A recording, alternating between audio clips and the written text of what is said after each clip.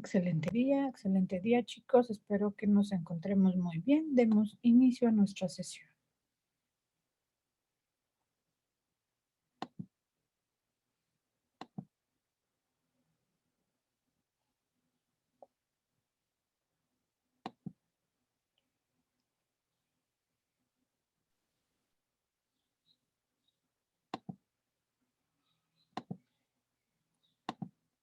Buen día, chicos. ¿Cómo estamos? Hola, maestra, buenos días. Buen día. ¿Cómo vamos? Pues bien hasta el momento, eso creo. Me parece muy correctísimo. Me da gusto esa actitud. Pues chicos, aprovechemos nuestra sesión para obtener todo lo que nos van a compartir. Por favor, chicos, adelante, equipos. Ok, buenos días, maestra. Nosotros somos el equipo 1. Nos toca exponer temas de psicología cognitiva. Tenemos 5 puntos. El primer punto es aprendizaje por observación, etapa de adquisición, retención, ejecución, consecuencias. Nuestro equipo está conformado por 4 integrantes, que es Cristal Colorado Oro, Samuel Benito Dionisio, Luis Alberto González García, Lucy Carmen Temaguay González.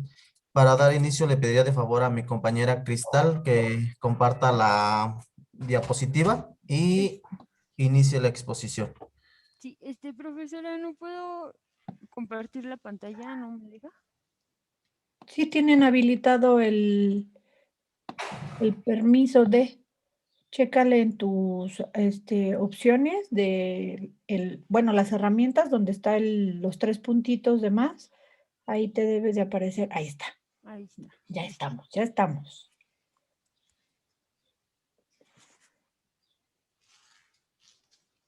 ¿Sí ven mi pantalla?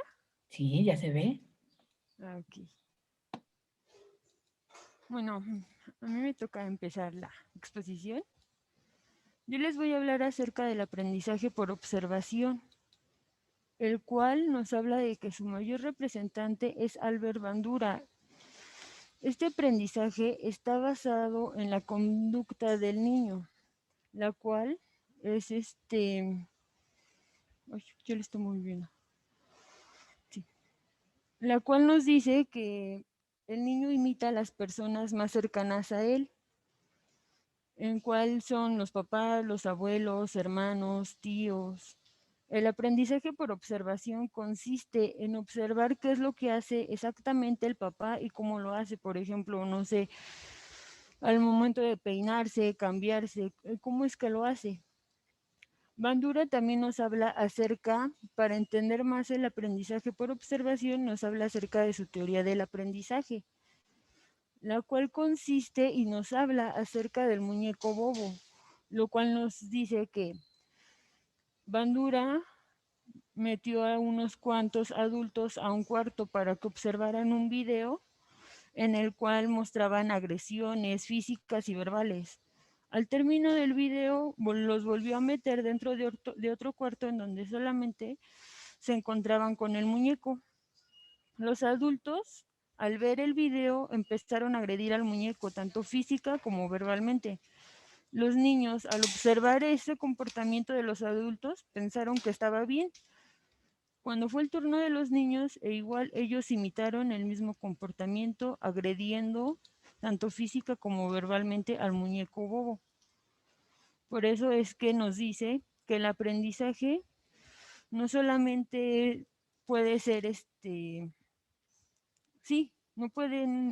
puede ser observacional, porque radica en ayudar a los individuos, especialmente a los niños, a adquirir nuevas respuestas, observando el comportamiento de los demás.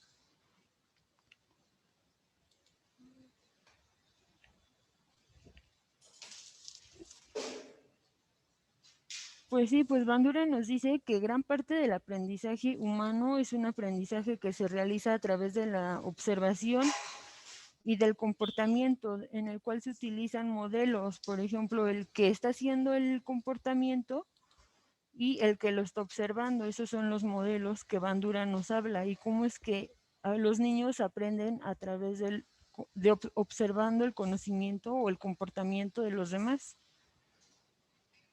Un ejemplo de esto sería cuando el papá está cortando el césped, los niños igual imitan o intentan cortar el césped. Bueno, esa sería mi participación y le cedo la palabra a mi compañero Samuel.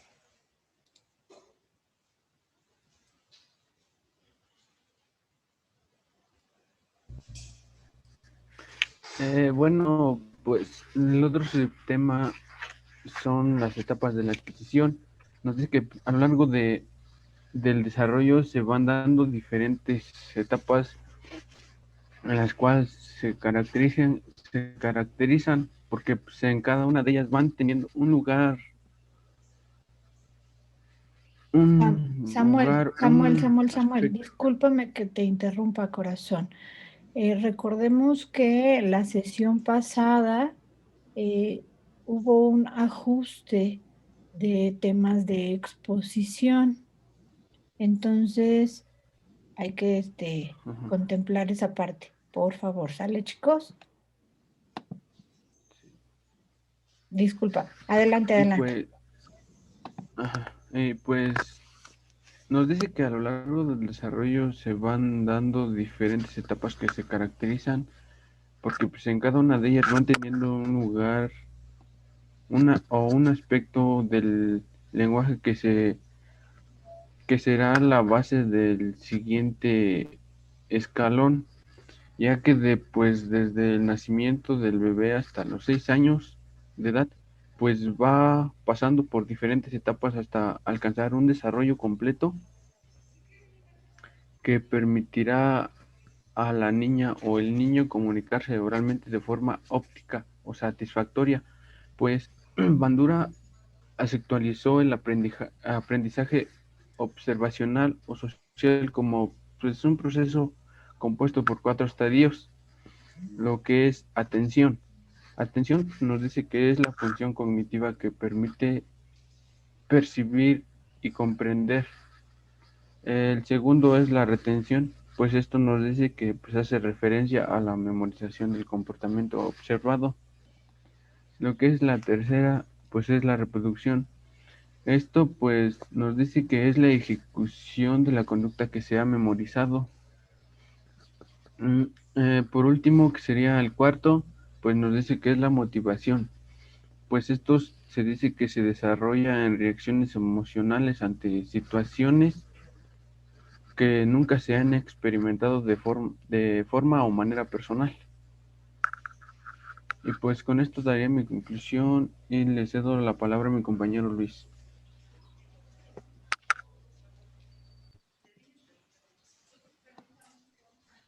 A mí me toca exponer el punto de retención, que es la etapa del aprendizaje observacional. Hace referencia a la memoración del comportamiento observado.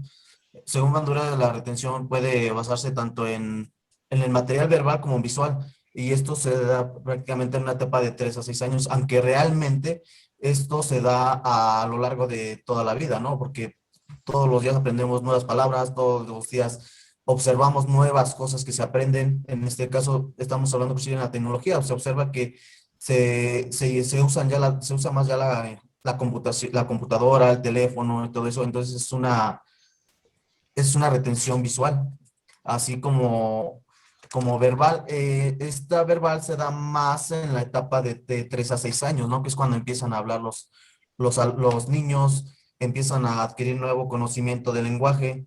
Esa es la retención. En reproducción se sigue siendo la definición de Bandura.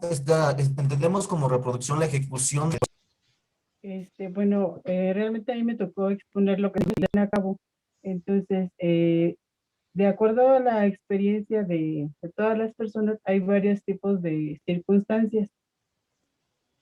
Y también hay muchos ejemplos, como por ejemplo, si los niños observan a los adultos o a cualquier otra persona realizar como lo que comentaba en su exposición nuestra compañera Cristal sobre lo de el payaso mudo, pues finalmente ellos terminan haciendo esa actividad realmente igual, de alguna manera agresiva, con el muñeco. Realmente en las consecuencias, nosotros tenemos una, perdón, una gráfica ahí, en lo cual la relación que tiene de acuerdo a los trastornos de déficit de atención o hiperactividad, lo que nosotros manejamos, bueno, se queda como TDAH y tenemos alteraciones conductiales. Las alteraciones conductuales son ausencias en nuestras conductas disruptivas e hiperactividad o falta de control o de impulsos.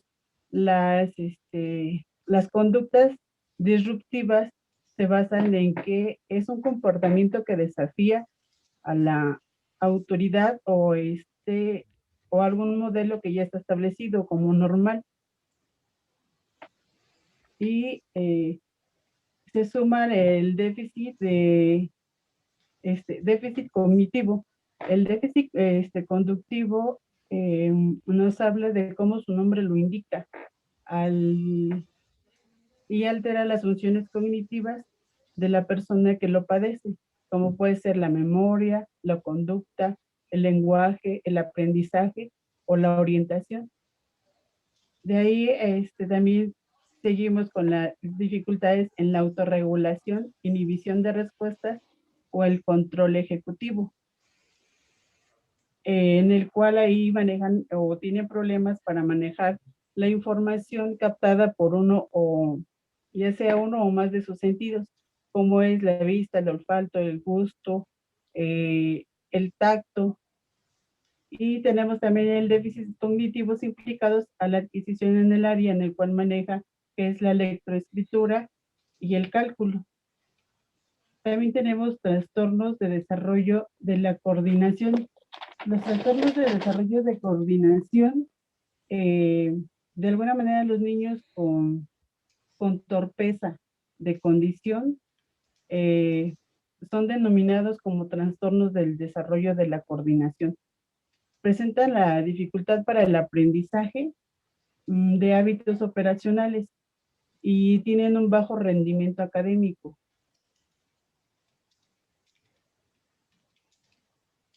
De alguna manera nosotros debemos de aprender de acuerdo a nuestra observación el cómo saber que un niño o como padres de familia, qué problemas de aprendizaje tiene cada niño, cada persona, o en este caso a lo mejor si eres docente, del ver o obtener más información o la observación de cada uno de ellos y de los cuales debemos aprender sobre las señales que nos indican sus posibles problemas de aprendizaje. Uno de ellos puede ser la dificultad en atender o seguir alguna instrucción.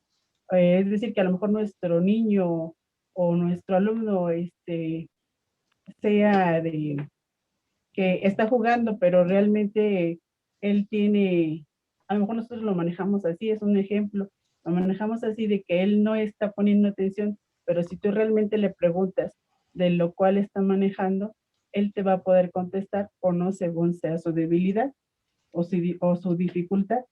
También tenemos diferentes tipos de dificultades de aprendizaje y causas y problemas de aprendizaje.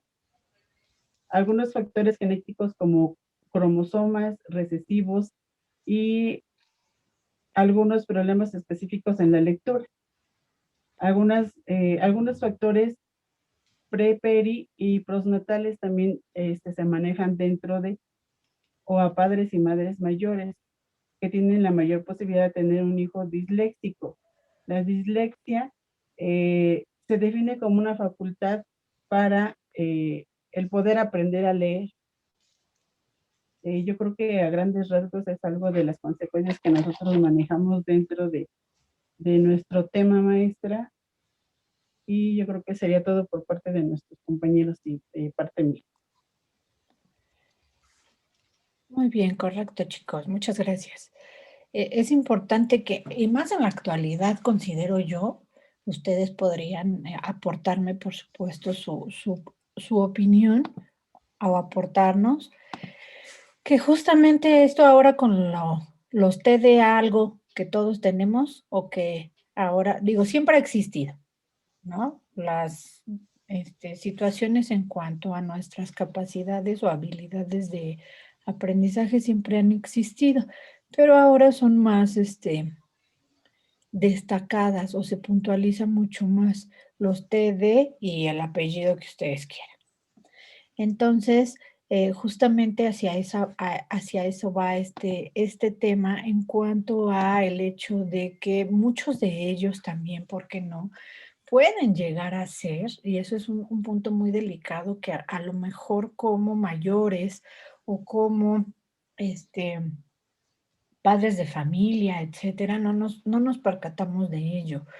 Cuando somos pequeños, nosotros somos esponjas, ¿no? Y entonces absorbemos todo lo que está a nuestro alrededor, bueno y malo.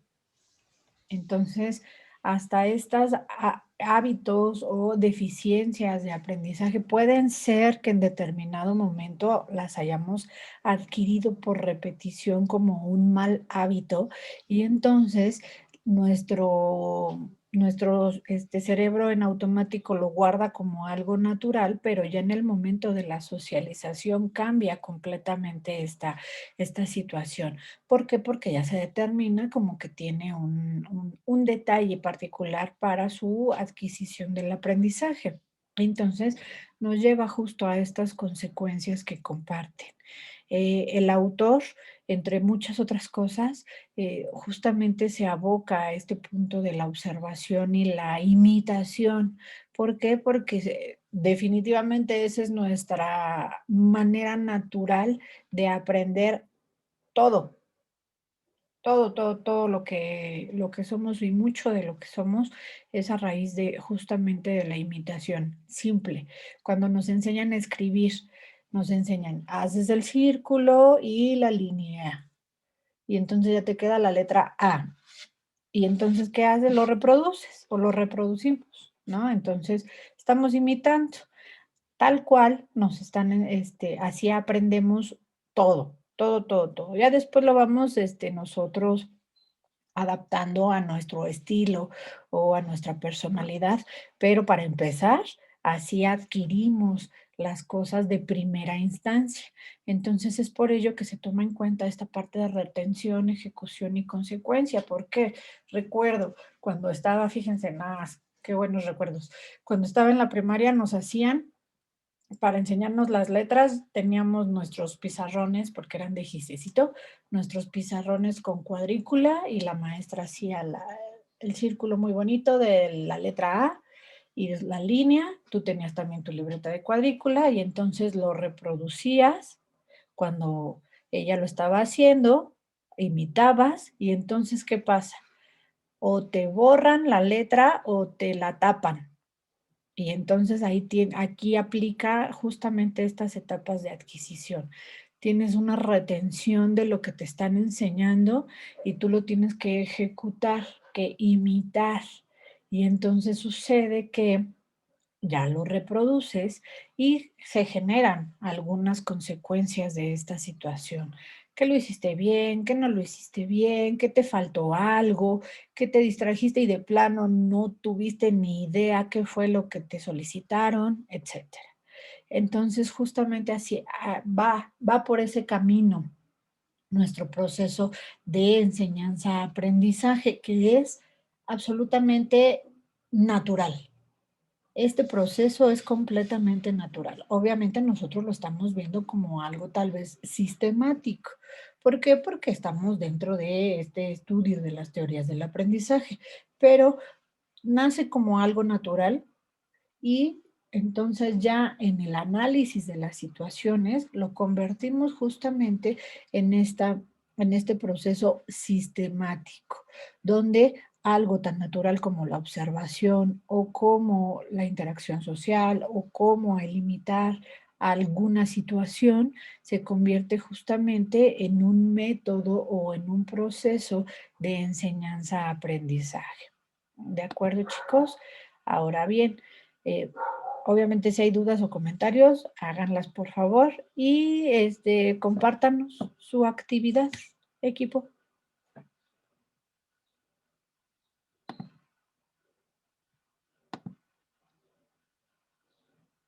Vale, permítame, maestro, yo voy a compartir la pantalla. Adelante, adelante.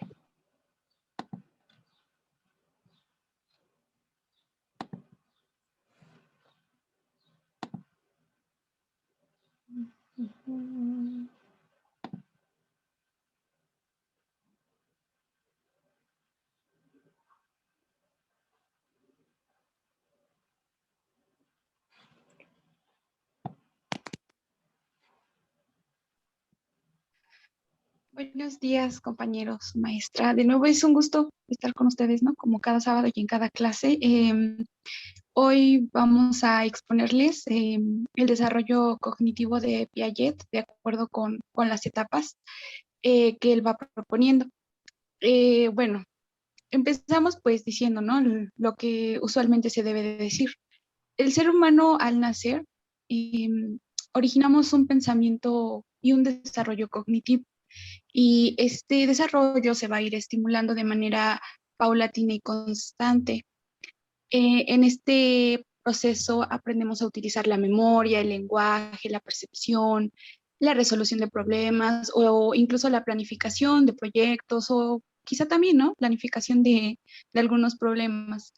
Em, este procedimiento se prolonga hasta la adolescencia, implicando funciones sofisticadas y únicas en cada persona, en la cual se crea a través del aprendizaje, la experiencia y sobre todo pues algo que tiene que ver muchísimo pues es el entorno, la sociedad que nos rodea en las culturas, las tradiciones. Bueno, pues Piaget, un psicólogo suizo, eh, que ha enunciado una exhaustiva teoría sobre la naturaleza y el desarrollo de la inteligencia humana, la teoría que se ocupa de la naturaleza del conocimiento y de los humanos gradualmente, cómo lo adquieren, cómo se construye, cómo lo utilizan y cómo se va elaborando y desarrollando pues cada día. Considera que hay 4 grandes etapas en el desarrollo cognitivo que van desde el nacimiento hasta aproximadamente pues los 15 años, ¿no? Que es donde, digamos, la adolescencia tiene un cambio, un corte radical. Entonces, bueno, comenzamos con la etapa sensomotora, por favor, Alex.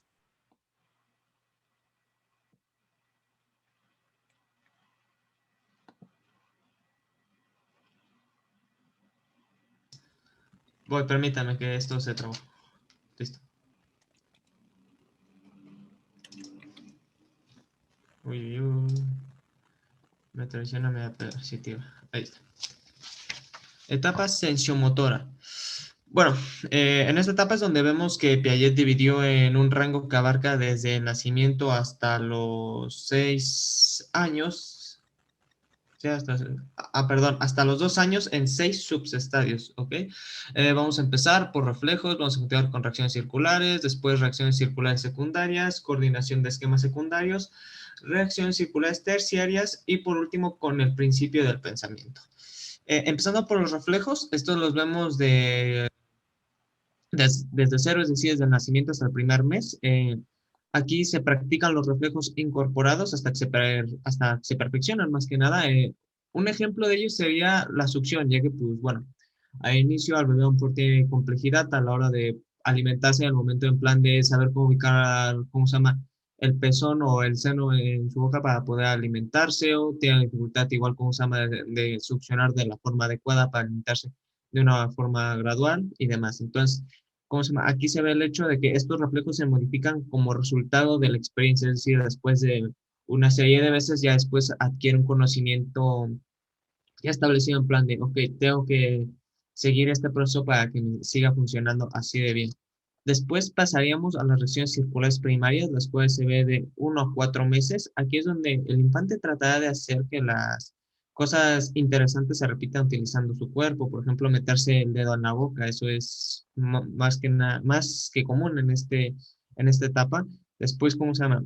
Hay exploraciones visuales y táctiles más sistemáticas. Sin embargo, todavía no parecen distinguir entre sus cuerpos y los objetos o eventos fuera de sí mismos o de su entorno, de lo que a ellos les rodea. Entonces, es algo que todavía les cuesta, pero Sin embargo, los reflejos se extienden a nuevos objetos y los infantes son capaces de coordinar esquemas simples como agarrar y mirar. Es aquí cuando vemos la etapa curiosa de que cualquier cosa que tú la arrimes, agarra, pues lo observa, trata más o menos de percibir, entonces así más o menos para ir conociéndola, para ir explorándola. Esta es una etapa muy común. De hecho, en base a lo que mencionaba del ejemplo de meterse el dedo a la boca, pasa lo mismo con varios otros objetos. Cualquier cosa que tú le des, ya no solo es que la agarre para así conocerla a nivel sentir, sino también al momento de miedo y tal, llega un momento en el que dice, a ver, ahora me lo pongo en la boca y puedo curiosidad de esa forma, cómo lo puedo percibir este objeto.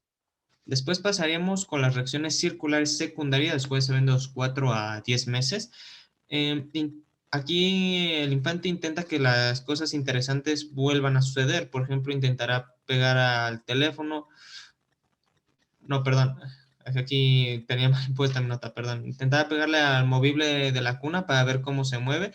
Esto es lo típico, en plan tratan de ver ¿cómo se llama? Igual la interacción con ciertas cosas y en plan el resultado de ello. Aquí, insisto, el tema de los tipos de juguetes de cuna, o no necesariamente de cuna, también estas como camitas de tela que están abajo que tienen su para colgar, tratan de hacer aquella interacción de agarrar, pegarle y ver así el movimiento que se realiza, porque para ellos de alguna forma, pues eso es divertido. También comienza a coordinar información proveniente de los sentidos y desarrolla el concepto de objeto. Después pasaríamos con el siguiente subestadio, que es la coordinación de esquemas secundarios. Este va de los 10 a 12 meses, ya aquí ya sería más que nada el primer año de vida del infante. Aquí el infante combinará acciones con el objetivo de obtener algo que quiere. Un ejemplo es tirar una almohada para alcanzar un juguete. Y creo que esto puede ir incluso más allá de eso, en plan la típica acción, aquí igual empieza el hecho de yo quiero algo y sea mejor que si hago un berrinche o hago cierta acción va a repercutir en que se note que yo quiero algo para obtenerlo, pues igual va a empezar a hacerlo en esta etapa, lo cual, insisto, es bastante común. Se puede observar la utilización de estrategias familiares en combinación en situaciones novedosas también en esta etapa. Después pasaríamos con la quinta, la siguiente, que sería las reacciones circulares terciarias, que esta se ve de 12 a 18 meses. Aquí los niños comienzan a experimentar, es decir, que prueban nuevas formas de jugar o manipular objetos. Aquí como se puede ver es en la imagen, aquí uno de los ejemplos es pues los típicos juguetes de que agarra, tiene al oso y yo que sé, si tiene colores a la mano o algo que de alguna forma pueda modificar el peluche, pues va a intentar hacerlo para ver exactamente qué ocurre, ¿no? Va a tratar de manipular en plan de si le hago esto al oso, ¿cómo cambia? ¿Qué pasa con el oso si le hago esto? Allí suceden varios tipos de estas cosas que de hecho se ven pues con los juguetes interactivos que más que nada de alguna forma es su función hasta cierto punto. Sus habilidades motoras para este punto ya han mejorado bastante, lo que hace posible una mayor exploración. Ya no es solamente como se llama como antes, quizá de solo agarro, lo sujeto y lo miro y ya. Aquí ya es una exploración sumamente más amplia. A lo mejor algunos juguetes diferencian entre la textura, como la de un juguete de plástico o uno de felpa, como puede ser un peluche. Aquí ya entran bastantes más aspectos a la hora de explorar. La curiosidad aumenta y pues como ya ha crecido, pues aumenta el rango de qué tanto puede llegar a explorar o qué tanto puede llegar a conocer o qué tanto quiere llegar a conocer. Después, por último, con el sexto subestadio, el principio del pensamiento, este es de los 18 a los 24 meses. Para este punto ya parece haber representaciones internas, ya que el pequeño utiliza imágenes, palabras o acciones para representar objetos. Se me hace difícil de explicarlo. Bueno, mejor lo continúo para no equivocarme. Pero también aquí ya puede pensar en el problema antes de resolverlo. Los pensamientos empiezan a dominar sobre las acciones. Aquí, pues bueno, por regular, ¿cómo se llama? Los niños actúan, ¿cómo se llama? Más que nada hasta cierto punto en el momento. En el momento agarran y actúan de cierta manera. Ya para este punto a lo mejor analizan un poco más antes de la acción. Agarran, analizan un poquito más el problema. Y esto igual se ve en juegos didácticos como los que son el típico cubo donde tienes que meter una serie de figuras y aquí lo piensan más. Sin en cambio, posterior a esta etapa, lo que se suele hacer es de que se tiene el objeto y agarran y intentan en cada uno de los edificios hasta que dicen, vale, por fin ya la tiene el que entra. Pero aquí no, aquí analizan, por ejemplo, pues al aspecto de antes, como ya se puede explorar más, agarren y dicen, ok, esta figura, si la escucho de esta forma, se siente casi igual que como percibo aquí el orificio, el agujero. Vale, voy a intentar poner aquí y así caben, pues ya empiezan a entender que el analizar ciertos problemas de su entorno, pues agarra los puede llevar a un resultado, pues, de una forma no más sencilla, pero más seguro, o sea, que no va a llevar más intentos, que no va a llevar a la desesperación, a la frustración de hasta que me salga, sino que ya percibiendo y analizando, pues a lo mejor el resultado pues un poco más inmediato. Cabe aclarar que muchas de las observaciones de Piaget fueron hechas antes de que contábamos con métodos de investigación más modernos, cuidadosos y precisos. Es decir, muchas de las observaciones que vemos aquí sobre estos subestadios, cabe aclarar que, pues, bueno, en su momento, pues, fueron revisadas de formas un poco no muy cuidadosas o no muy precisas, sino que eran así más que nada de, yo que sé, tengo un hijo y en base a la observación del hijo de tal que conozca, a lo mejor en base a eso, hago ciertas observaciones y tal, y en base a eso, pues iban haciendo, ¿cómo se llama?, para hacer una investigación. Es por eso que investigadores posteriores a Piaget creen que él subestimaba la capacidad de los niños, ya que él creía que los niños que están en la etapa de motora pueden reconocer objetos, latir hacia ellos y manipularlos, pero son incapaces de tener conceptos o ideas abstractas y de pensar sobre sus vivencias. Una vez terminado la etapa motora, vamos con la siguiente. Bueno, la etapa preoperacional va a abarcar desde los 2 años hasta los 7 años, en la cual se va a desarrollar un pensamiento egocéntrico. La imaginación y el lenguaje van a adquirir mucha importancia. Y es egocéntrico ese pensamiento porque los niños se centran en que ellos son el mundo, son el centro de atención y el papá, la mamá, el maestro, la maestra deben de estar con él y al pendiente de él. Subconscientemente los niños piensan que así debe de ser, ¿no? Y esta es una etapa en la que se convierte de las primeras en la que los maestros y los padres pueden no solo estimular, también la pueden orientar y colaborar de acuerdo al desarrollo cognitivo del niño. Y está definido así porque los pequeños aún no son capaces de hacer operaciones mentales, de resolver problemas, sino que son influenciados por las cosas que ven, por las cosas que oyen. Em, el inicio de esta etapa se da con la adquisición del habla, que es un rasgo demasiado importante y definitorio. Los niños empiezan a comprender los símbolos, practican juegos con símbolos, pero aún no son capaces de entender concretamente esos símbolos. Bueno, aquí quienes son mamás, yo creo que no nos dejarán mentir de que a veces los niños son exigentes, son caprichosos, quieren que las cosas, que los objetos, que la comida, que lo que sea que le rodee esté para él y se las den en el momento en el que él la solicita, ¿no? Eh, yo creo que es una etapa que de repente sí marca un antes y un después, pero también es algo que incluso en la adultez lo tenemos. Sumando al lenguaje, el niño va adquiriendo una serie de características que están sentando en las bases de cómo adquirir el conocimiento en años posteriores. La primera característica es la centralización. Los niños se concentran solo en un objeto, en una situación, y presentan esa dificultad para concentrarse en otras cosas. A un niño quizá le va a importar más ver el problema que está viendo en su programa televisivo que saber si de política, de economía, de si hay dinero en casa o no. Al niño no le va a preocupar eso, al niño le preocupa que pasen el capítulo de su caricatura. Eh, la segunda característica, el artificialismo. Cuando nosotros somos pequeños, cuando lo fuimos y ahora que quienes son mamás tienen a sus pequeños, quizá les han hecho preguntas como, ¿quién hizo esto? ¿Por qué hay nubes? ¿Por qué el árbol es tan grande? ¿Quién inventó tal cosa? Y pues la respuesta más acertada que ellos les pueden dar va a ser el hombre. El hombre creó esto, el hombre creó el sol, el hombre hizo la luna, porque ellos no tienen esa racionalización para saber cuál es el origen de todas las cosas, ¿no? La tercera característica es el animismo. Esta es una característica que hasta la actualidad muchos tenemos. que es la creencia de que los objetos inanimados como juguetes, o objetos de casa, mesas, sillas, tienen sentimientos, tienen vida o intenciones humanas. ¿Cuántas veces no nos ha pasado que decimos, ay, se cayó el vaso? No, no se puede caer un vaso porque no tiene vida, ¿cómo se va a caer solo? ¿No? Lo tiraste.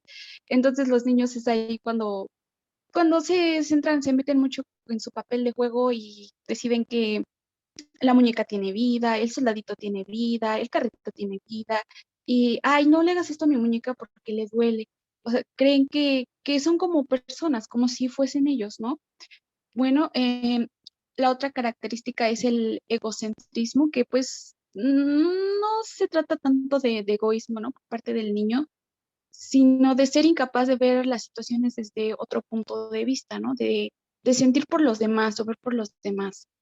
Aquí los niños son como, yo quiero esto, yo quiero aquello, y no me importa si lo hay, si no lo hay. Eh, Cuando están en esta onda de jugar con otros compañeritos, primitos o lo que fuese, se fijan en que yo quiero esto, yo quiero este papalote, yo quiero esta muñeca, sin preguntarse si el primo o la compañera quieren ese papalote o quieren esa muñeca, ¿no? La siguiente característica es la irreversibilidad. Esta es la capacidad de invertir la direccionalidad de una secuencia de eventos a su punto de partida. Posteriormente, el juego, al empezar este periodo del juego, es muy habitual que jueguen en paralelo sin interactuar junto a otros niños, pero no con ellos. ¿Cuántas veces no nos ha pasado o no les ha pasado a las que son mamás? De nuevo lo repito, que encontramos jugando a los niños solitos, ¿no? De estoy jugando a ser la maestra, estoy jugando a ser el futbolista, y ellos mismos interactúan solos, como si hubiese un amiguito imaginario, pero solo están ellos mismos. La última característica es el juego simbólico. En esta etapa a los niños no les gusta asumir otros roles, incluso se inventan amigos imaginarios, lo que ya les decía, ¿no?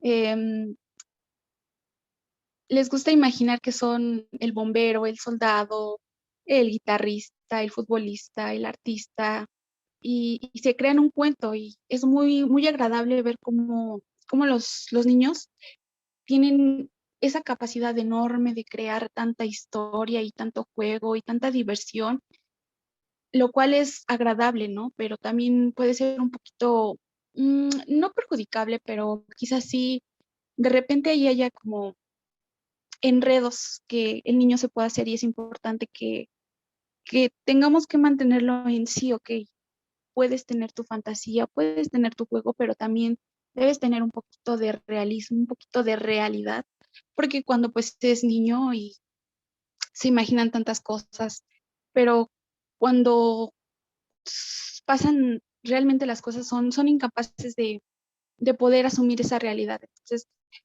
aquí es bastante importante que se denomine y se denote la realidad con la fantasía, y que se haga ver las consecuencias de ambas. Teorías como esta pues permiten a los maestros y a los padres entender mejor las frases para que pues los niños vayan evolucionando y tener claras las diferentes etapas. Será muy preciso y será muy adaptable para ambos, ¿no? Para tanto el niño como el papá o el maestro. Em, Aquí es bastante y sumamente importante que cuando se dé clases, no siempre se sea con tantas lecturas, con tantas operaciones, porque pues el niño no tiene esa capacidad de ir más allá a lo que él comprende. Sería llenarlo de tanta, tanta, tanta información que no lo comprendería y no acabaría por entender absolutamente nada. Hoy en día me agrada que la mayor parte de los docentes tenga un sinfín de actividades para que aprendan, para que sobre todo les interese, ¿no? Las clases, Bueno, chicos.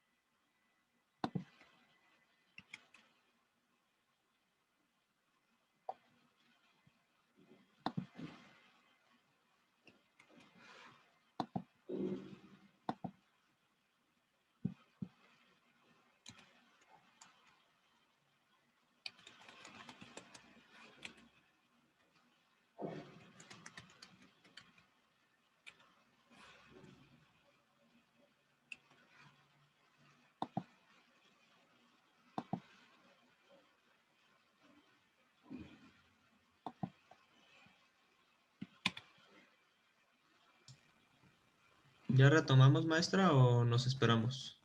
Sí, adelante, adelante, por favor.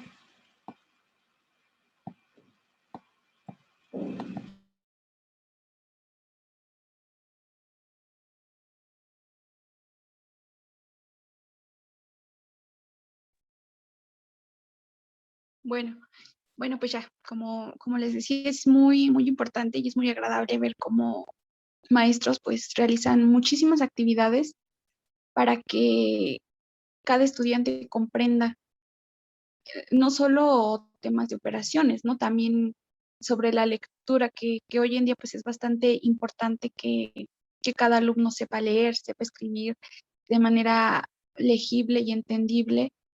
Em, Estas etapas suelen ser como un poquito más duraderas para las personas con un coeficiente intelectual distinto al de una persona normal. Las personas con autismo, con síndrome de Down, con dislexia, em, suelen manejar otro tipo de desarrollo, o quizás sí el mismo, pero con un poquito más de tiempo.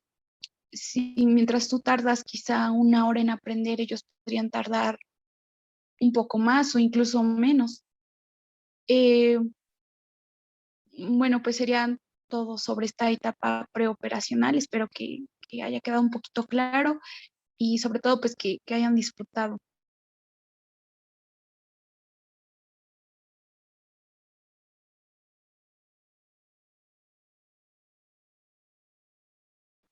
Bueno, buenas tardes. Ahora a mí me toca la siguiente etapa, que son las etapas de las operaciones concretas.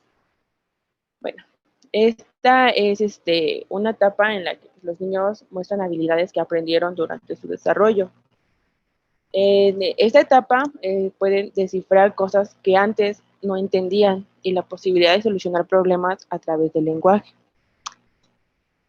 Bueno, esta teoría de Piaget demuestra que en la etapa operacional concretas los niños pueden presentar una serie de variaciones en sus pensamientos. Esta etapa ya no hace juicios en la apariencia de los objetos y se clasifican, bueno, tiene 5 clasificaciones importantes. La primera es conservación. La conservación es la habilidad del niño de comprender que un objeto permanece de igual cantidad, aunque cambie su apariencia. En esta etapa, bueno, un ejemplo claro de esta etapa podría ser cuando a un niño le ponen, bueno, le dan un vaso y le ponen agua, ¿no? Una cierta cantidad. Lo puede dividir en otros 4 vasos, siendo la misma cantidad. Esa es la primera. La siguiente, la siguiente sería la clasificación. La clasificación es la capacidad para identificar las propiedades de las cosas y categorizar la base de las mismas. O sea, relacionan las clases entre sí y utilizan información para poder resolver problemas. La seriación es la capacidad para ordenar mentalmente los elementos a lo largo de una dimensión cuantificable, ya sea como puede ser el peso, la altura o el tamaño. En este motivo, los niños de estas edades saben ordenar mejor los objetos. Es un ejemplo, ¿no? Por ejemplo, cuando pones a un niño de 5 años para abajo a acomodar sus juguetes, posiblemente nada más llegue y los aviente. Ya más en cambio, en esta etapa que es de los 7 años a los 11, el niño los puede acomodar hasta por colores o incluso por tamaños, del más chiquito al más grande. La siguiente es el desentrenamiento. El desentrenamiento es una habilidad prosocial que implica al individuo que tenga la capacidad de considerar aspectos en situaciones de conflictos graves para poder buscar una solución. Es decir, ya los niños, antes los niños pues más chiquitos, pues se puede decir que utilizan un poco más la violencia. Por ejemplo, uno de sus amigos o sus hermanos ocupa uno de sus juguetes, se lo arrebata o se lo quita. Ya de a partir de los 7 años, los niños empiezan a pensar un poquito más acerca de las consecuencias y ya no ser tan pues violentos, aunque puede ser que algunos niños sí. La siguiente es la transitividad. Esta se caracteriza por encontrar la relación que hay entre dos elementos. El conocimiento que hayan adquirido los niños a estas edades, tanto en la escuela como en casa, tiene mucho que ver con esta habilidad, puesto que es la que permite relacionar ideas. Un ejemplo, en esta son capaces de relacionar una pelota del campo, la portería y la ropa deportiva, que esto tiene que ver con el deporte de fútbol o así con otro ejemplo. Otra, bueno, en conclusión, se podría decir que las operaciones concretas es el mejoramiento de la capacidad para pensar de forma lógica en un cambio de forma constante. En estos cambios destacan el desarrollo social, que a su vez implica la disminución de egocentrismo del niño, característica presente en la etapa preoperacional, en la que ya nos dijo nuestra compañera. El niño logra también desarrollar mejor dominio comunicando con sus padres. También pueden llegar, también logran, también pueden llegar a un mejor manejo de esquemas que se les presenta, mejor dominio, tiempo espacial de su entorno, logra la capacidad de enfrentar problemas con objetos reales y de pocas variables. Esta etapa es considerada como una transición entre el pensamiento preoperacional y el pensamiento de operaciones formales que se presentan en los niños mayores. Y me parece que eso es todo.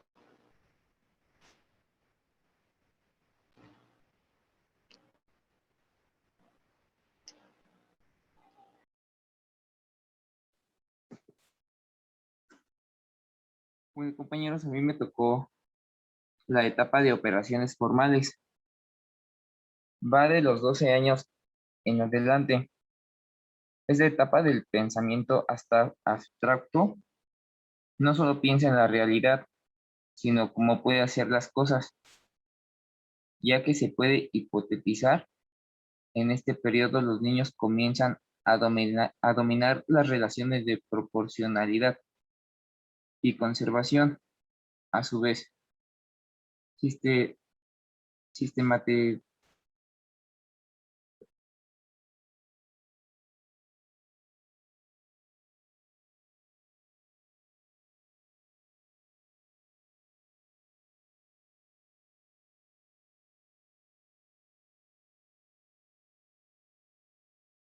Enrique.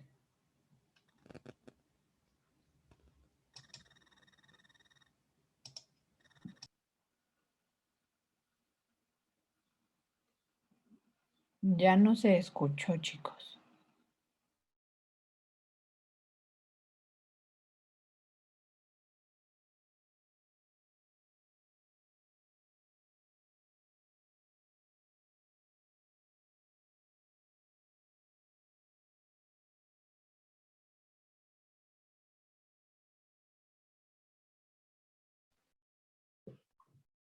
¿Me escucha?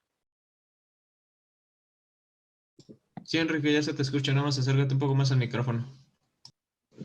Perdón. Bueno, a mí me tocó la etapa de operaciones formales. Es la etapa del pensamiento abstracto. No solo piensa en la realidad, sino cómo puede hacer las cosas, ya que se puede hipotetizar. En este periodo los niños comienzan a dominar las relaciones de proporcionalidad y conservación. A su vez, sistematizan las operaciones concretas del anterior periodo y desarrollan las llamadas operaciones formales, las cuales no solo se refieren a objetos reales como el anterior, sino también a todos los objetivos posibles, como la lógica, la resolución de problemas, el pensamiento abstracto y el razonamiento deductivo.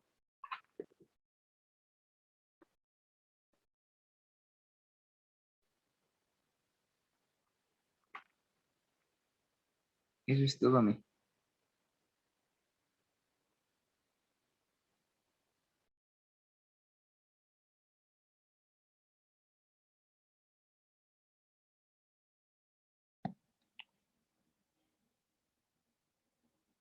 Muy bien, chicos.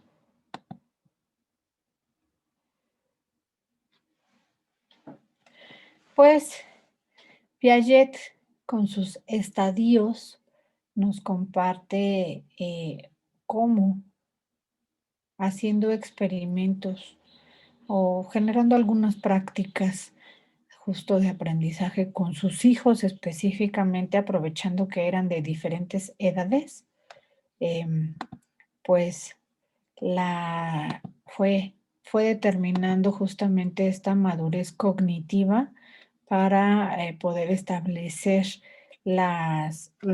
cada una de las etapas y a qué refería cada una de las etapas, qué características tenía en cada una de estas etapas, como desde una percepción sensitiva hasta una estructuración pasando por diferentes momentos de aprendizaje, por supuesto, hasta una estructuración mucho más formal de nuestro pensamiento, se logra justamente que los seres humanos logremos esta cognición.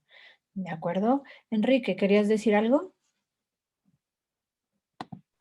Sí, Miss. Diga usted. Eh, es que en su teoría de Piaget, bueno, yo eso estuve investigando y es que no encontré bastante información, pero en una encontré que dice que finalmente se cree que no todos los niños pasan por las etapas del desarrollo cognitivo de Piaget que duda de su existencia. O sea, una etapa que digamos que pone en tela de juicio, una teoría que pone en tela de juicio la teoría, valga la expresión de Piaget.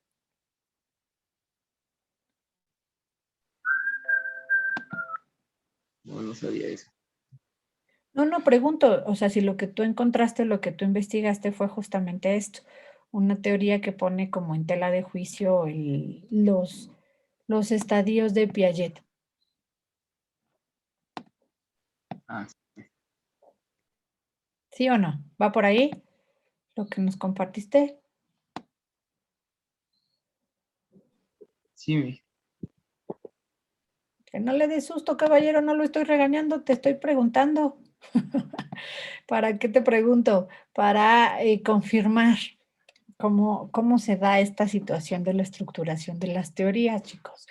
Son teorías, ¿ok? Entonces, tal cual, no es completamente verdadero, pero tampoco es completamente falso. La teoría de Piaget tiene un sustento acorde a las personas con las que él interactuó y con las que él fue realizando estas actividades para poder generar su estructura de sus estadios. Y hace sentido. O sea, si nos ponemos nosotros a pensar en cómo hemos ido evolucionando o vemos a una persona cómo evoluciona hasta determinada edad, porque se tiene más o menos registrado que sus estadios se quedaron hasta los 12 o 15 años, más o menos, que fue hasta donde él tuvo vida, dejémoslo así. No quiere decir que todos los demás que ya rebasamos los 15 años no estemos dentro de los estadios. Justamente varios autores que continuaron el análisis de la teoría de Piaget se abocaron a esta parte, a ver cómo una vez que ya logramos construir un pensamiento formal y mucho más estructurado con todos los elementos anteriores, porque no quiere decir que nosotros a nuestra edad ya no tengamos un conocimiento sensitivo o sensomotor. Por supuesto que sí, pero es mucho más consciente. Entonces, justamente la siguiente etapa que ya generaron otros autores refiere hacia ello, ¿no? Entonces, es importante que contemplemos que todas las teorías del conocimiento, todas las teorías del aprendizaje nos van a permitir que nosotros tomemos, sí, tal cual, tomemos lo que nos resulta bueno para el momento en el que nos encontremos y también nos resulta bueno para lo que nosotros querramos explicar. Todas las teorías o todo lo que ya está consolidado son argumentos a nuestros pensamientos. El hecho de este inicio, porque es una de las teorías de toda la vida y todos los tiempos, la de Piaget, para darle inicio a, o una lógica a la estructuración cognitiva, hace completa, bueno, tiene sentido y hace completamente sentido, pero también es importante que nosotros solitos también sepamos y veamos hasta dónde puede o no hacer sentido. Hace sentido, por ejemplo, lo que dice el compañero en esta contrateoría, digámoslo así, de que no necesariamente todos los seres humanos pasamos por las etapas que comenta el autor. Pregunto yo, ¿nos saltamos en algún momento algún año de nuestra vida? No, A ver, Alexis. No saltamos, si acaso ahí entra ya el típico aspecto de todos son diferentes, de que a lo mejor alguien vivió alguna condición diferente y a lo mejor cierto aspecto no lo desarrolló, vivió como debería haber sido, si acaso eso, pero como tal saltarse o a lo mejor todo un subestadio, no, sería mejor de no lo vivió, no lo desarrolló de la forma adecuada, pero simplemente eso. Lo evolucionamos de manera diferente Exactamente, según las condiciones. y lo ajustamos en algún otro momento de la vida. Ejemplo, con mis alumnos de preparatoria, cuando todavía estábamos en presencial, en algunas actividades que yo hacía para taller de lectura y redacción, es muy importante esta parte sensomotora. Entonces, yo les preguntaba, ¿gatearon de chiquitos? Y varios de ellos me decían, no, Miss, no gateamos.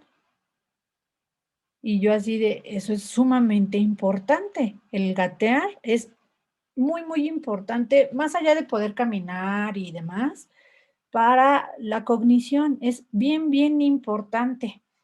Y entonces los ponía a gatear, nos poníamos a gatear ahí en el salón y se atacaban de la risa y lo que ustedes quieran, pero nos poníamos a gatear, imagínense con mis alumnos de prepa gateando en el salón y les dolía la cabeza a los que no habían gateado antes.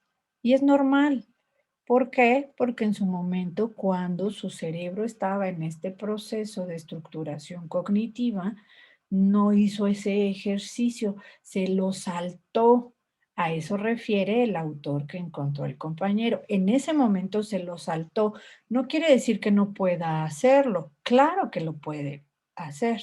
Pero como lo hicimos después, su cerebro lo captó un poquito tarde para lo que podemos considerar como natural, y entonces ya lo reprodujeron. Y les dejé de tarea, por supuesto, que lo continuaran haciendo en casa para que ya no les doliera la cabeza y obtuvimos resultados muy bonitos. Pero justamente a eso refiere el autor, a que en determinado momento de nuestras vidas debemos de llevar a cabo determinadas acciones psicomotoras, psicosensoriales, para que nuestro cerebro se ejercite de determinada manera. No nada más con lo que captamos en la escuela de hazlo en tu libreta, o lee, o suma, resta, o multiplica, razón. No solo eso, todo se tiene que integrar con nuestro quehacer natural, con nuestros movimientos, con nuestras reacciones, ¿ok? Entonces, todo eso es parte justamente de esta maduración cognitiva a la que refiere Piaget. De esta manera, definitivamente también lo socializamos. ¿Por qué? Porque los niños ven que el compañerito brinca de determinada manera o brinca de cojito y a él no le enseñaron el cojito y lo hace. Y llega todo contento de, ay, aprendí cojito y me duele mi cabeza o me duele mi pie. Pero es normal, porque son movimientos normales que tenemos que ir ejercitando con nuestra psicomotricidad. Simplemente, a mí me cuesta, digo, sé que podemos lograrlo, pero entre que me da flojera y me cuesta trabajillo, los ejercicios que nos hacen de gíralo para atrás y la otra para adelante, digo, así lo puedo hacer, pero ya junto me atoro. Y aparte como que lo razono mucho y me atoro más y me da risa y ya no lo hago. Entonces, sí lo podemos hacer, nada más con bastante práctica. Y en el trayecto, si sientes como que tu cerebro está como haciendo una reaccioncilla, de que un poquito de concentración o dolorcillo, porque estás justamente articulando todo lo que fue necesario desde la parte del sensomotor hasta la formalización cognitiva u operacional. Ahora bien, también a eso refiere esta parte de la estimulación temprana. Ojo, esto es delicado. Una cosa es la estimulación temprana y otra cosa es la sobreestimulación temprana.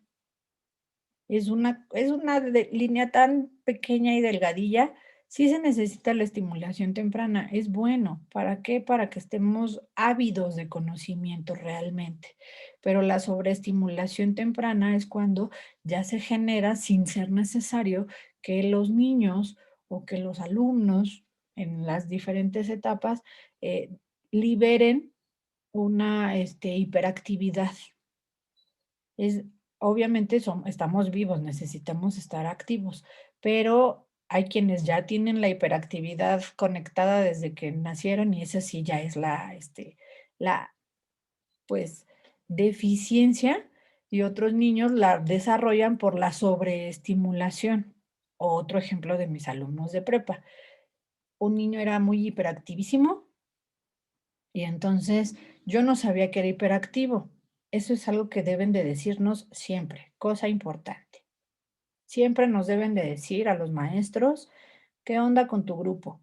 Cuando te entregan un grupo, este niño tiene T de quién sabe qué, este niño tiene hiperactividad, tal, porque uno no es adivino, primero. Y segundo, si lo ves haciendo algo fuera de las reglas de la escuela, pues te toca regañarlo o ver qué onda. Habitualmente procuro no regañarlos y primero saber qué onda, cuando no me dicen qué pasa con los chavos. Entonces, este niño muy hiperactivo. Y yo veía que tenía como algo. Pregunté, ¿qué tiene? No, que nada. Y yo, ¿cómo no? Si tiene algo. Y otra vez pregunté, ¿qué tiene? No, sí, ya lo aceptaron que es hiperactivo y no sé qué. Y yo, bueno, ya, así uno ya sabe qué onda con el alumno. Y entonces de repente estás en clase, una cosa muy normal, y volteas y ya no está el alumno. Y yo, chispas, ¿a dónde se me fue? Y entonces, pues digo su nombre, se llama Emilio, ya no está, ya salió de la prepa. Pero digo, Emilio, ¿dónde andas? Y ya me dice, estoy acá, y ya está en el pizarrón haciendo cosas. Se ponía a dibujar en el pintarrón atrás de mí. Y yo, bien, está vivo, todo bien, síguele.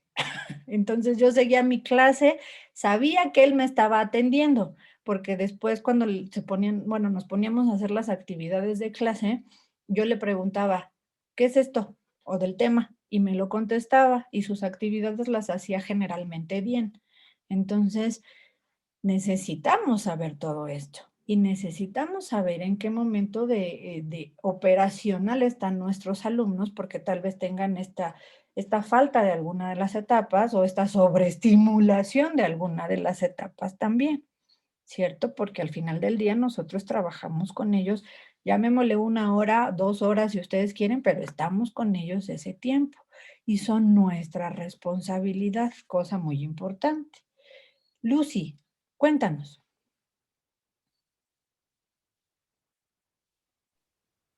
Sí, maestra, por ejemplo, comentarle ahí lo que yo también, de alguna manera se acercó a las alteraciones conductuales, es sobre yo no conocía sobre eso de la habilidad emocional. Entonces, yo creo que es algo muy importante que a lo mejor, como usted lo acaba de argumentar, o sea, los vemos y están aquí y ya cuando ya no están. En este caso es de que son personas que les dan ataques frecuentes, involuntarios, ya referentes a lo mejor se ponen a llorar o se ponen a reír por cualquier situación.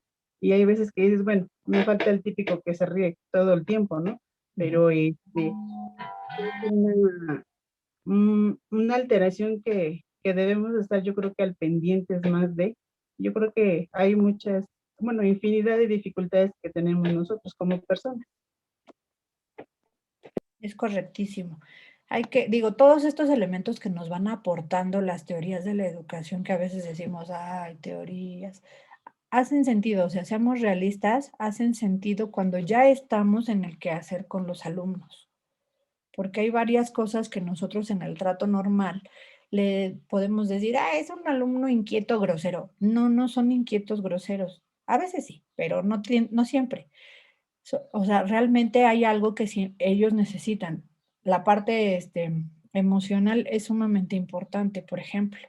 Y bueno, es lo de hoy aparte, ¿no? Pero a veces simplemente con que los escuchemos de cualquier comentario que quieran hacer, de la clase o fuera de la clase, con que lo escuches ya, tranquilo. Estuvo toda la clase muy feliz. Pero si toda la clase te la pasas regañándolo y no lo escuchas, por cualquiera que sea el comentario, puede ser una dificultad sumamente grande y que entonces genere actitudes negativas del alumno y también actitudes negativas de nosotros como docentes, porque también nosotros neciamos, vamos a ser honestos. Entonces, cada uno de estos elementos que nos comparten los teóricos de la educación, aunque digamos, ya son teóricos viejillos. Sí, ellos sí son teóricos viejillos y algunos ya colgaron los tenis, pero sus teorías, sus legados hacen sentido y son adaptables. También de eso se tratan las teorías, que nosotros en los momentos en los que nos toca vivir podamos actualizar estas teorías acorde a nuestros contextos. Y definitivamente vamos a encontrar autores mexicanos que son pedagogos o educadores que van a estar en boga de estas teorías y las van a estar actualizando, por supuesto.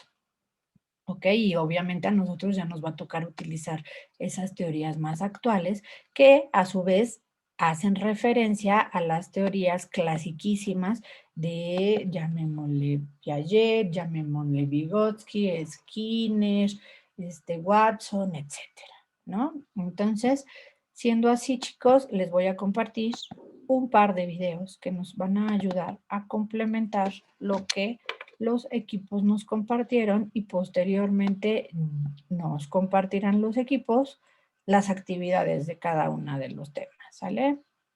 Si no se escucha, por favor me avisan, chicos. En esta oportunidad, los estudiantes Luis Juanqui Tobar y Paola Ramos y Achura les vamos a hablar sobre la teoría cognitivo-social del aprendizaje.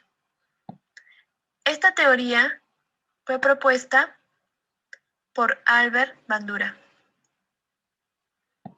Albert Bandura es un psicólogo canadiense conocido como un gran psicólogo contemporáneo. Actualmente es profesor en la Universidad de Stanford y es reconocido por su trabajo sobre la teoría del aprendizaje social. Bandura se preguntó por qué los sujetos que aprenden unos de otros pueden ver cómo es que su conocimiento aumenta cualitativamente sin necesidad de muchos ensayos, como es en el caso del conductismo. Bandura decía que los conductistas subestimaban la dimensión social. Es por eso que en su teoría, lo social es algo clave. En la teoría del aprendizaje social de Bandura, se incluye el factor conductual y el factor cognitivo, dos componentes sin los cuales no pueden entenderse las relaciones sociales. Albert Bandura centra el foco de su estudio sobre los procesos de aprendizaje en la interacción entre el aprendiz y el entorno, y más concretamente entre el aprendizaje y el entorno social. Bandura admite que cuando aprendemos, estamos ligados a ciertos procesos de condicionamiento y refuerzo positivo o negativo. Del mismo modo, reconoce que no puede entenderse nuestro comportamiento si no tomamos en consideración los aspectos de nuestro entorno que nos están influyendo a modo de presión externas, tal y como dirían los conductistas. Para que ocurra aprendizaje, el organismo debe tener dos requisitos. Uno, estar en contacto con el ambiente. Y por el otro, es un factor personal, que es el factor cognitivo.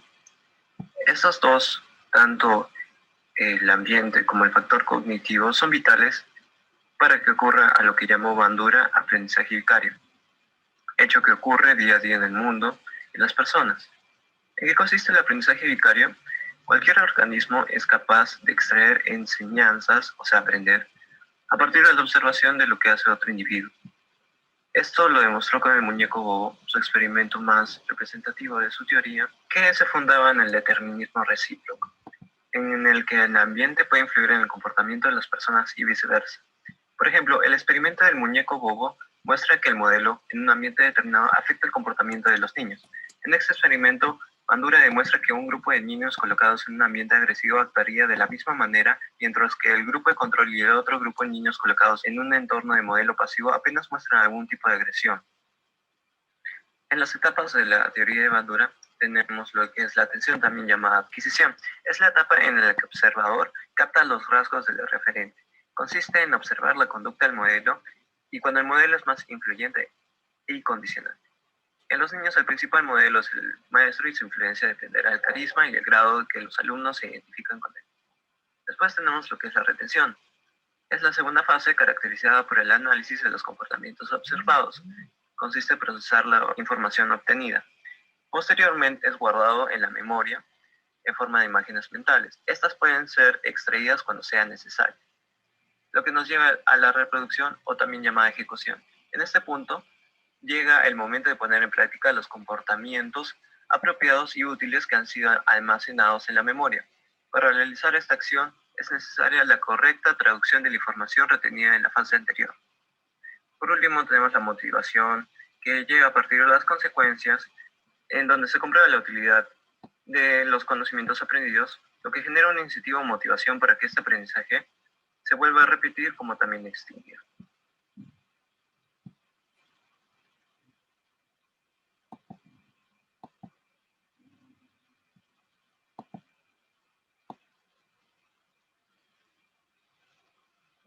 Permítanme.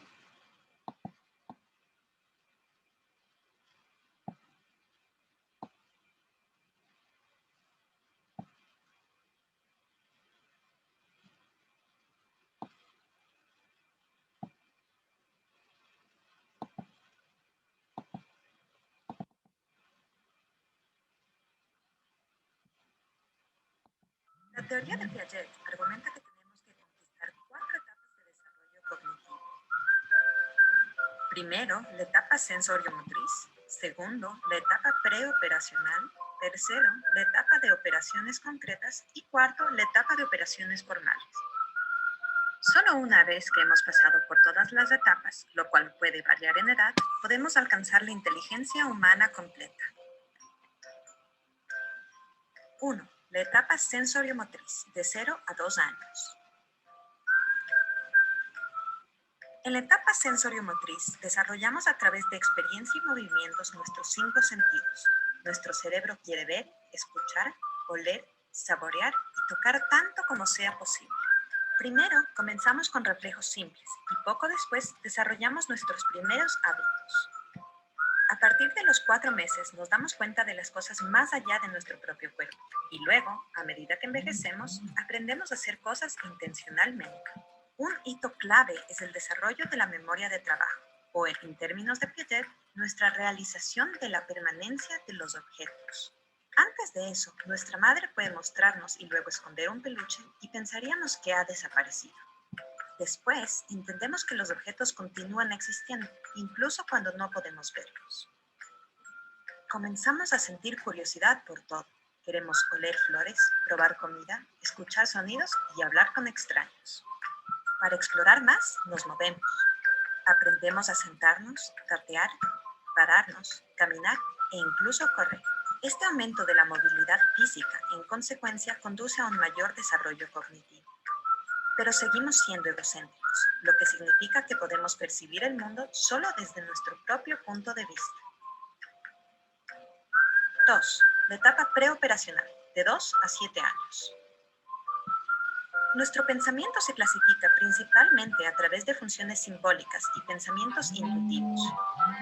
Tenemos muchas fantasías y creemos que los objetos están vivos. Como no somos capaces de aplicar operaciones cognitivas específicas, Piaget llamó a esta etapa preoperacional. Aprendemos a hablar y entender que las palabras, las imágenes y los gestos son símbolos de otras cosas. Cuando dibujamos a nuestra familia, no nos preocupa dibujar a cada persona a escala, sino más bien con sus significados simbólicos. Nos encanta jugar a simular, lo que nos permite experimentar algo nuevo y aprender mucho.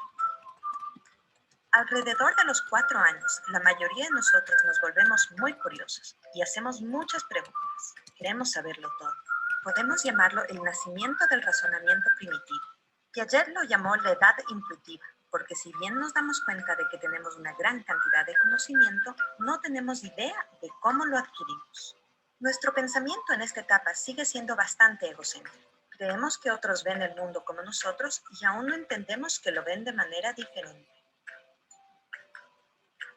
3. La etapa de operaciones concretas, de 7 a 11 años.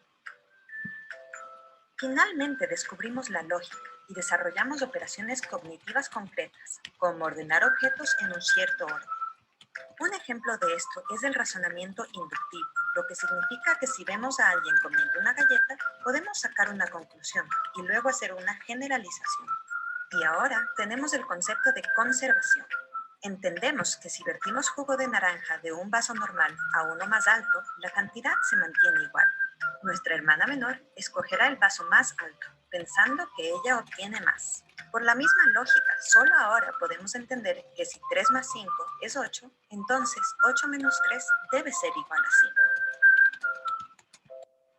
Nuestro cerebro aprende a reorganizar nuestros pensamientos, a clasificar y a construir estructuras mentales operativas concretas. Por ejemplo, ahora sabemos que podemos revertir una acción haciendo lo contrario. Emocionados por nuestras nuevas habilidades mentales, las aplicamos en conversaciones, actividades, cuando aprendemos a escribir y en la escuela. Como resultado, nos conocemos mejor. Comenzamos a comprender que nuestros pensamientos y sentimientos son únicos y no son necesariamente los de los demás. Eso significa que aprendemos a ponernos en los zapatos de otras personas. Cuarto, de operaciones formales de 12 años en adelante. Una vez que nos convertimos en adolescentes, nos volvemos formalmente operativos. Ahora tenemos la capacidad de pensar más racionalmente sobre conceptos abstractos y eventos hipotéticos. Nuestras habilidades cognitivas avanzadas nos permiten comprender conceptos abstractos como el éxito y el fracaso, el amor y el odio. Formamos una comprensión más profunda de nuestra propia identidad y nuestra moral. Ahora también creemos que entendemos por qué las personas se comportan de la manera que se comportan y como resultado podemos volvernos más compasivos. Nuestro cerebro ahora puede hacer razonamientos deductivos, lo que significa que podemos comparar dos afirmaciones y llegar a una generalización lógica. Nuestras nuevas habilidades mentales nos permiten planificar nuestra vida sistemáticamente y priorizar. Y podemos hacer suposiciones sobre eventos que no tienen una relación necesaria con la realidad. Ahora también podemos filosofar y solo pensar en sí mismo. Nuestro nuevo sentido de nuestra identidad ahora también crea pensamientos egocéntricos, y algunos comienzan a ver una audiencia imaginaria observándolos todo el tiempo. Piaget creía en el aprendizaje durante toda la vida, pero insistió en que la etapa operativa formal es la etapa final de nuestro desarrollo cognitivo.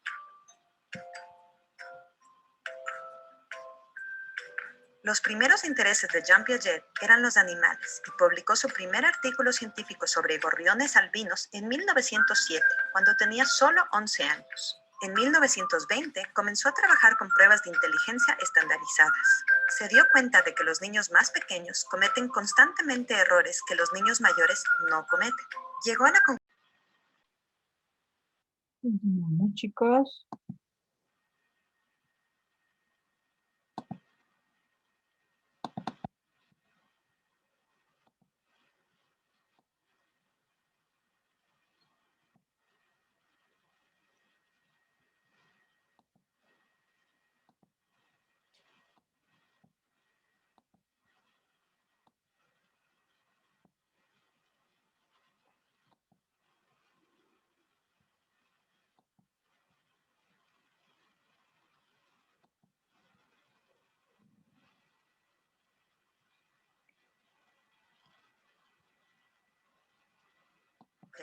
Y pasó el resto de su vida estudiando el desarrollo intelectual de los niños.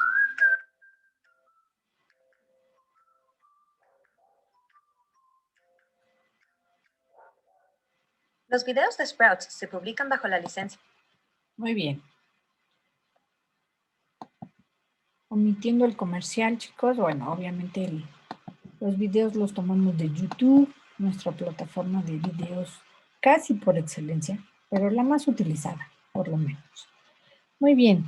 ¿Dudas, comentarios de los temas de esta ocasión antes de las actividades?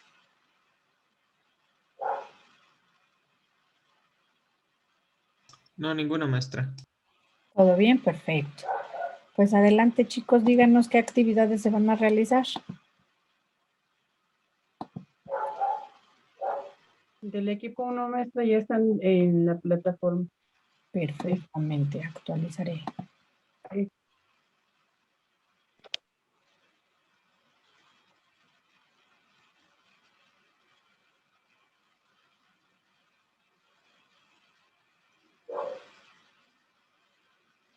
Correctísimo. Ya está el documento en la plataforma. Por favor, ábranlo, chicos. Bueno, actualicen su plataforma. Ábranlo y pues hay que realizarlo. Y equipo 2, ¿qué nos dicen?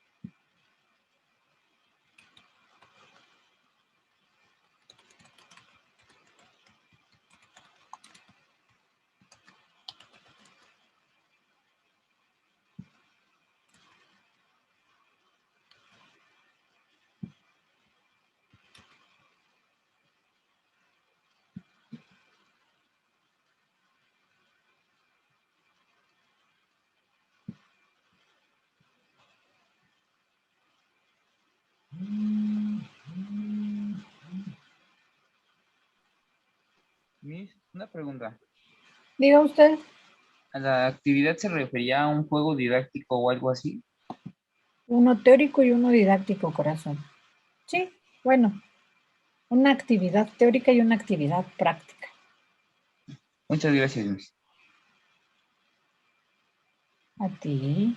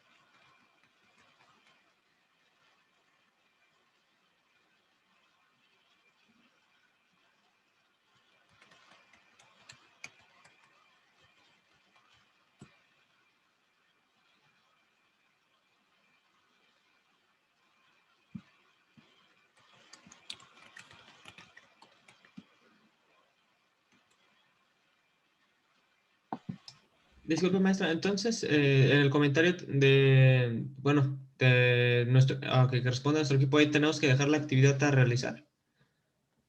Sí, ahí pueden adjuntar su actividad y ya los compañeros la descargan para que la puedan hacer y ya que la resuelvan, la adjuntan ahí mismo como comentario. Bueno, es que nosotros para que fuera más sencillo de una página para generar cuestionarios o test, había uno sobre Piaget y nosotros queríamos dejar como actividad que realizaran el cuestionario y dejaron, ¿cómo se llama? En plan como evidencia, una captura de cuántos aciertos tuvieron en el cuestionario. Está bien, colóquenles el link. Ok.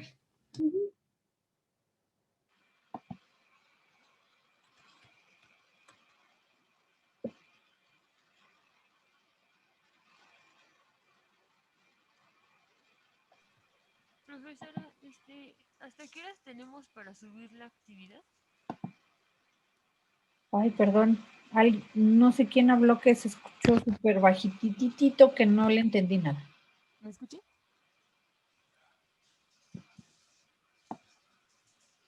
No se escucha, Cristal.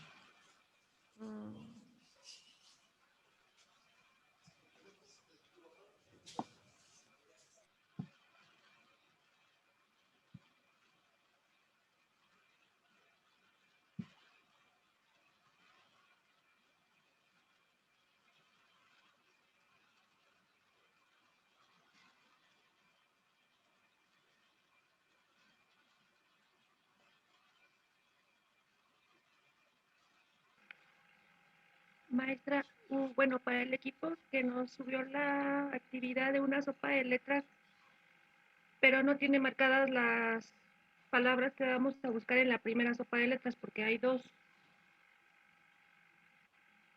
Ok. Pues colóquenle las palabras ahí en el comentario. O sea, ustedes digan las instrucciones de sus actividades.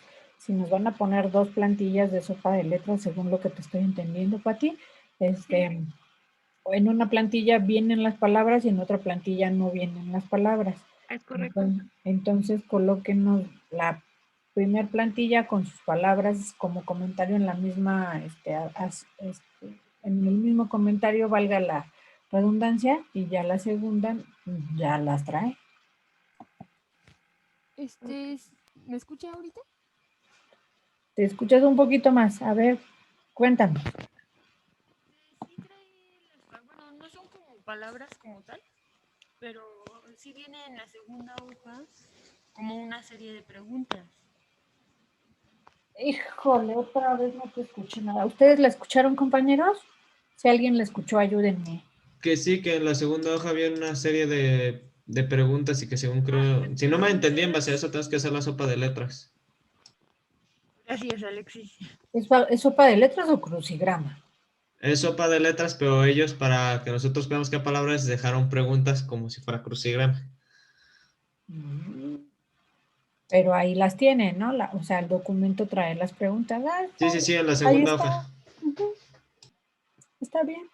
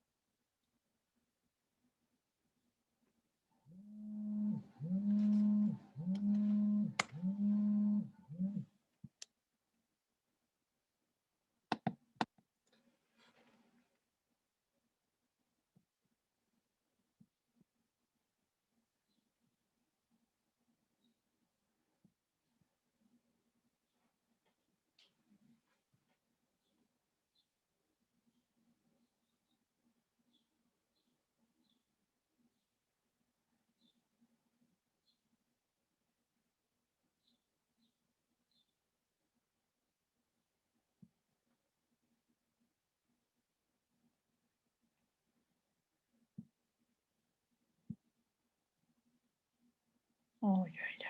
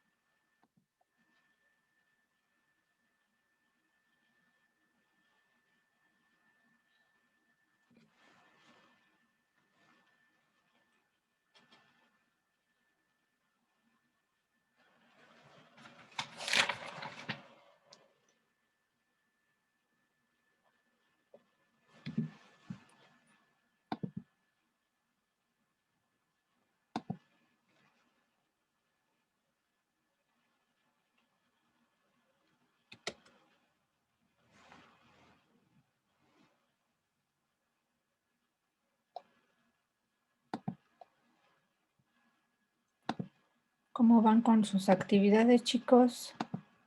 ¿Ya las terminamos y entregamos? Aún no, maestra. Ahí van, ahí van. Sí. Muy bien.